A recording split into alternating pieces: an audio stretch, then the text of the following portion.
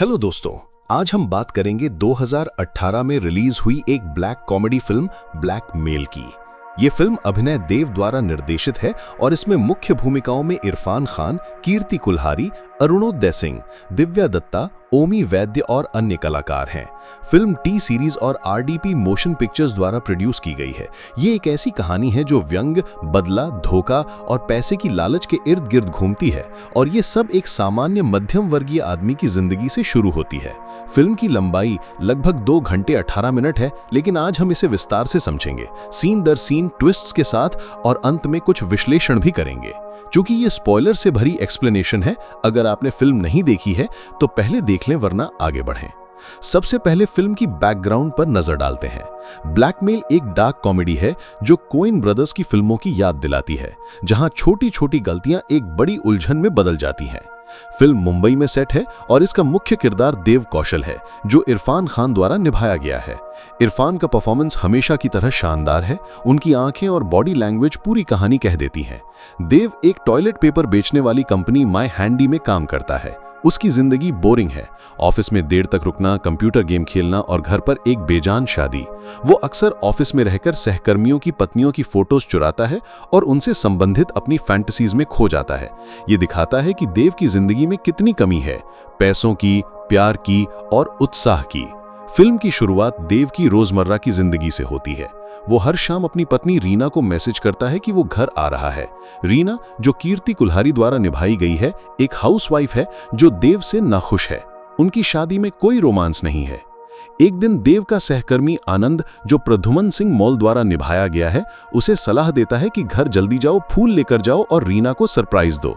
देव वैसा ही करता है और बिना मैसेज किए घर पहुंच जाता है। लेकिन घर पहुंचकर वो क्या देखता है? किचन की दीवार में एक छोटे से छेद से झांककर वो देखता है कि रीना किसी दूसरे आदमी के साथ बिस्तर पर है।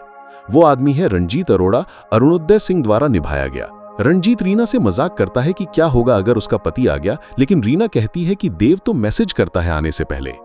देव शॉक में है। वो कल्पना करता है कि वो अंदर जाकर रंजीत या रीना को मार दे, लेकिन वो कुछ नहीं करता। चुपचाप बाहर निकल जाता है और कार में बैठकर इंतजार करता है। रंजीत निकलता है और देव उसका पीछा करता है। वो पता लगाता है कि रंजीत एक पॉश बंगले में रहता है। सिक्योरिटी गार्ड को रिश्वत देकर देव पता लगाता है कि रंजीत की शादी डॉली वर्मा से हुई है, जो एक अमीर नेता दिग्पाल वर्मा की बेटी है। रंजीत नौकरी नहीं करता और डॉली उसे तुच्छ समझती है। वो उसे हफ्ते में सिर्फ 10,000 रुपए देती है। देव को लगता है कि रंजीत अमीर है, तो क्यों ना उससे पैसा निकाला जाए। देव का घर का ईएमआई, कार का लोन, सब कुछ दबाव डाल रहा है।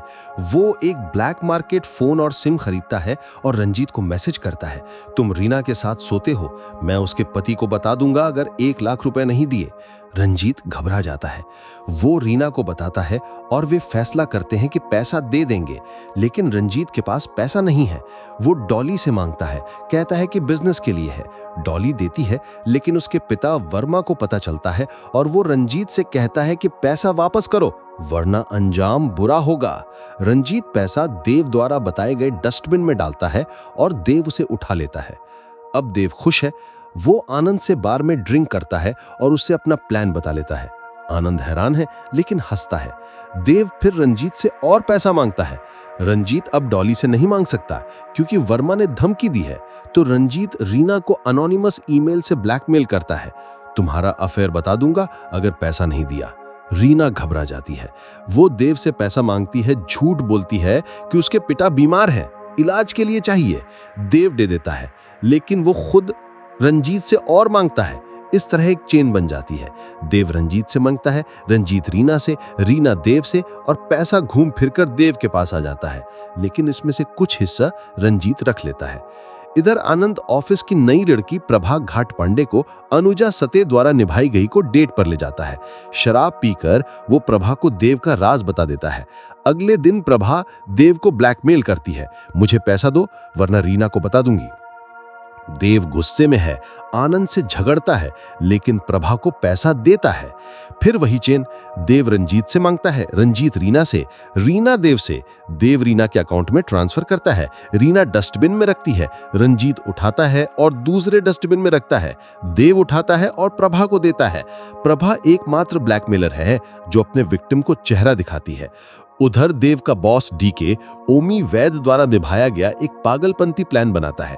मुंबई की वाटर सप्लाई कटवा दो ताकि लोग टॉयलेट पेपर ज्यादा खरीदे।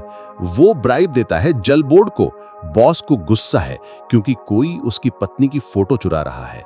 वो देव है। रंजीत रीना की सलाह पर एक डिटेक्टिव चावला गजराज राव द्वारा निभाए गए को हायर करता है ब्लैकमेलर को पकड़ने के लिए।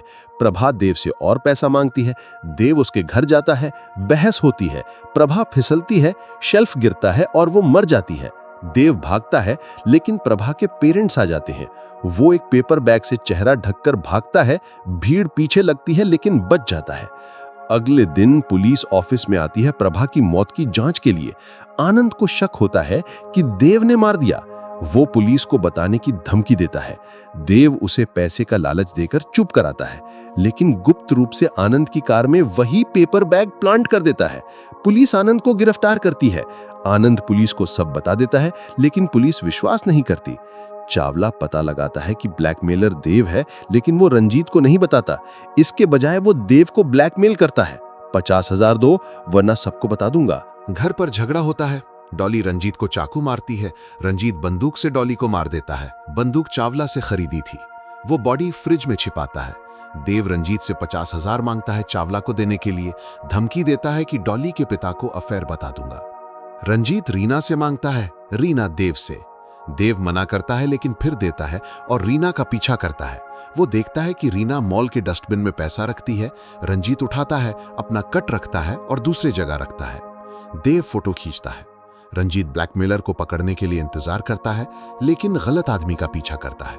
देव गार्ड को रिश्वत देकर पैसा उठाता है और चावला को देता है। देव चावला से कहता है कि रंजीत को बता दो कि ब्लैकमेलर आनंद है। रंजीत गुस्से में आनंद के घर जाता है और उसे मार देता है। घर लौटकर वर्मा डॉली की बॉडी फ्रिज में देखता है। रंजीत को पकड़ता है। पुलिस आती है। रंजीत 2 मर्डर के लिए गिरफ्तार होता है, डॉली और आनंद। अंत में रीना रंजीत का नंबर डिलीट करती है। देव रीना का नंबर डिलीट करता है, मतलब तलाक। बॉस का प्लान फेल हो जाता है क्योंकि एक मिनरल वाटर कंपनी फायदा उठाती है और टॉयलेट पेपर कंपनी को नुकसान होता है। फिल्म में एक आइटम सॉन्ग है बेवफा ब्यूटी, जिसमें उर्मिला मातोंडकर है। अब विश्लेषण की बात करें तो यह फिल्म ब्लैकमेल की चेन दिखाती है, कैसे एक छोटा बदला पूरी जिंदगी उलट देता है। देव शुरुआत में विक्टिम लगता है, लेकिन वो खुद क्रिमिनल बन जाता है। थीम्स हैं शादी में धोखा, पैसे की तंगी, बदला का चक्र और कॉर्पोरेट की बेवकूफियां। इरफान की एक्टिंग फिल्म की जान है। वो बिना बोले बहुत कुछ कहते हैं। कीर्ति कुल्हारी की भूमिका कम है लेकिन प्रभावी। दिव्या दत्ता डॉली के रूप में जबरदस्त है। उनकी अल्कोहलिक डोमिनेटिंग वाइफ का रोल याद रहता है।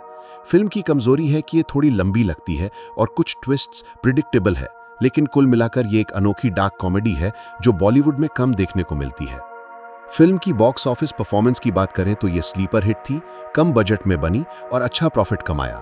क्रिटिक्स ने इरफान की तारीफ की, लेकिन कुछ ने स्क्रिप्ट को ओवरस्टफ्ड कहा। अगर आपको डार्क कॉमेडी पसंद है जैसे फार्गो या डेली बेली, तो ये देखें। थीम्स गहरे हैं। ये दिखाता है कि लालच और धोखा कैसे सबको बर्बाद कर देता है। देव अंत में क्या हासिल करता है? पैसा नहीं, लेकिन शायद आजादी। लेकिन क्या वो खुश है? फिल्म ये सवाल छोड़ देती है। अगर आपने फिल्म देखी है तो कमेंट्स में बताएं कि आपको सबसे ज्यादा कौन सा ट्विस्ट पसंद आया। धन्यवाद सुनने के लिए और अगली एक्सप्लेनेशन में मिलते हैं। Good bye.